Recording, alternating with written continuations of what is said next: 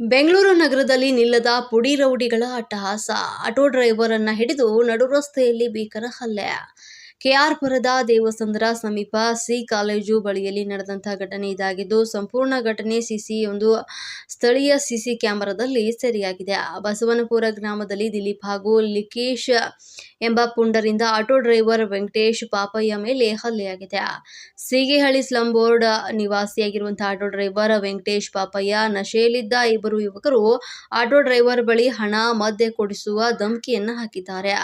ಮದ್ಯ ಕೊಡಿಸದಿದ್ದಕ್ಕೆ ಅಮಾಯಕ ಆಟೋ ಡ್ರೈವರ್ಗೆ ಹಿಗ್ಗಾಮುಗ್ಗಾ ತಿಳಿಸಿದ್ದಾರೆ.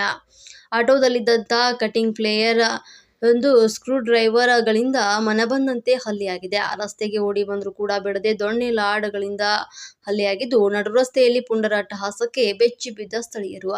ಇದೇ ಮೊದಲಲ್ಲ, ಹಿಂದೆಯೂ ಕೂಡ ಹಲವು ಪ್ರಕರಣಗಳಲ್ಲಿ ಭಾಗಿಯಾಗಿರುವ ಪುಂಡರು ಕೆಆರ್ಪುರ ಪೊಲೀಸ್ ಠಾಣೆಯಲ್ಲಿ ವ್ಯಾಪ್ತಿಯಲ್ಲಿ ಘಟನೆ ಸಂಭವಿಸಿದೆ.